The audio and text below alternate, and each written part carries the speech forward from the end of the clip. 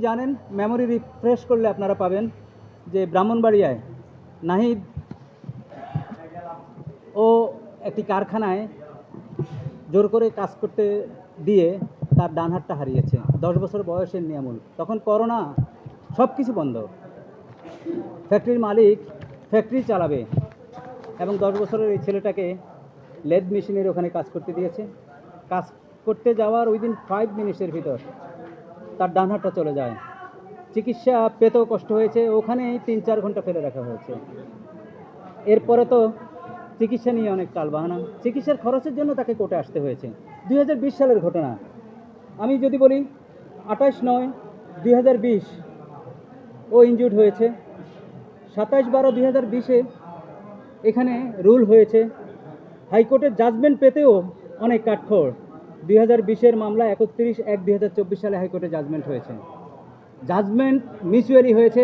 জাজমেন্টে ইয়াকুব কারখানার মালিক বলেছে টাকা দিয়ে দেবে, সেই অনুসারে ইনস্টলমেন্টও হয়েছে, কিন্তু সেটি দেয়নি।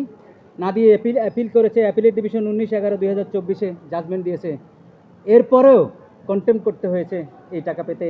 আজকে 2026 সালের আজকে মাঝামাঝি এবং 2026 সালের শেষের পথে।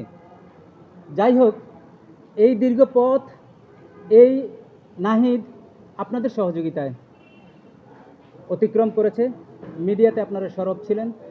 এই অমানবিক কাজ, এই অমানবিক ক্ষতির জন্য আমাদের সাংবাদিক, আইনজীবী এবং যারা যারা সম্পৃক্ত ছিল প্রত্যেকের কর্নার থেকে আপনারা কাজ করেছেন, সহানুভূতি দেখিয়েছেন এবং আইনের শাসন প্রতিষ্ঠার জন্য আপনারা লড়াই করেছেন। আমি একজনের কথা বলি, আমাদের মাসুদুর রহমান আমাকে এখানেই আমার হাতে তুলে দিয়েছে যে ওদের কেসটা আপনি করে দেন অ্যাপিলেট ডিভিশনে।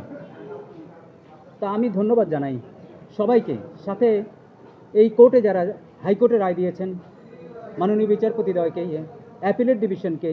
কারণ বাংলাদেশে এই ধরনের ঘটনায় ক্ষতিপূরণ পাওয়া খুবই রেয়ার। আমাদের সক্ষমতা অর্জিত হয়েছে, একটা মেসেজ যাবে এই ক্ষতিপূরণের মাধ্যমে। এর আগে নিয়ামুল 30 লাখ টাকার ক্ষতিপূরণের আদেশ ছিল, 15 লাখ টাকা দিয়েছে, বাকি 15 লাখের জন্য তালবাহানা। প্রতি মাসে তাকে 7,000 টাকা দেওয়ার কথা তার পড়ালেখার জন্য 18 বছর পর্যন্ত, সেটিও দেওয়া হচ্ছে না। অবশেষে আজকে, গত সপ্তাহে মামলা ছিল, 5 লাখ এনেছে, কোর্ট বলছে না পুরো টাকা দিতে হবে। আজকের ডেট ফিক্স করেছে, আজকে ওরা পুরো টাকা দিয়েছে এবং সাথে 7,000 টাকার 6 মাসের বকেয়া 42,000ও দিয়েছে। এই পে অর্ডারের মাধ্যমে আমি আপনাদেরকে পে অর্ডারগুলো আপনাদেরকে আমি দেখাতে চাই এবং একটা স্বস্তি পাচ্ছি যে একটা কেস একটা গুড রিজনে লড়ে শান্তি পাচ্ছি।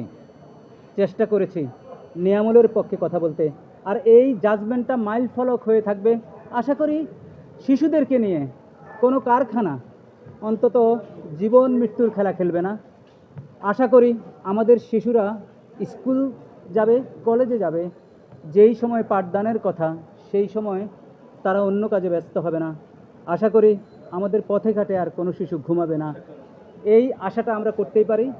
আর এই জাজমেন্টের মাধ্যমে যেটি প্রতিষ্ঠিত হয়েছে, ভবিষ্যতেও অন্যরা যারা ক্ষতিগ্রস্ত হবে তারাও এমনিভাবে ক্ষতিপূরণ পাবে। তাদের অ্যাটলিস্ট বেদনায় কিছুটা কমতি হবে। এতটুকুই। আপনাদেরকে ধন্যবাদ আপনাদের সহযোগিতার জন্য। আমার নাম মোহাম্মদ নাহিম হাসান নাহিদ। আমি ক্লাস এখন 8-এ পড়ি।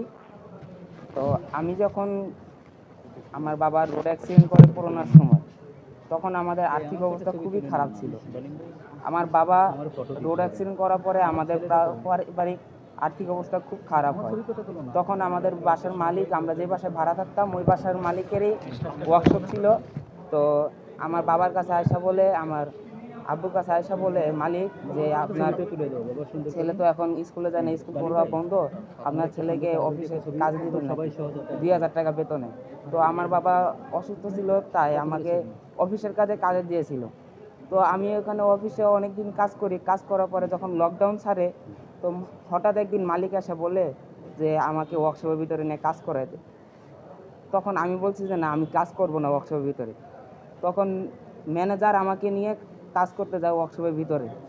তখন আমি বলছি যে না, আমার আব্বু আম্মু আমাকে এই কাজে দেয় না, আমি এই কাজ করব না। তখন আমাকে মারধর করে।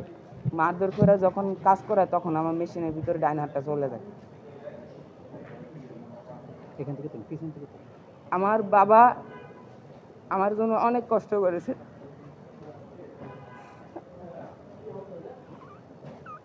আজকে আমি আমার বাবার কাছে চিরঋণী থাকবো। আজকে আমার এই মামলার জন্য আমার বাবা মা এখন পাগল হয়ে রাস্তায় ঘুরে। আমার বাবা আমার জন্য ভেঙে গেছে। বিশেষ করে আপনারা আমার পাশে থাকার জন্য আজকে আমি এই ক্ষতিপূরণ পেয়েছি। আমার এই যে আঙ্কেল থাকার জন্য আমি আজকে এই ক্ষতিপূরণ পেয়েছি। আপনারা আমাদের পাশে থাকার জন্য আমি এই ক্ষতিপূরণ পেয়েছি। অনেক আমার অনেক আঙ্কেল আছে, বাকির আঙ্কেল আছে, আপনারা সবাই আমাদের পাশে থাকার জন্য আমি আজকে আমার এই ক্ষতিপূরণ পেয়েছি। আপনাদের সবাইকে আমার পক্ষ থেকে ধন্যবাদ। আমি চাই আমার মতন অত্যাচারী যেন আর কোনো আমার মতন বয়সে আর কোনো ভাই না হয়।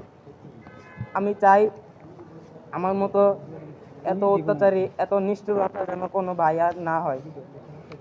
এটুকুই আমার বক্তব্য।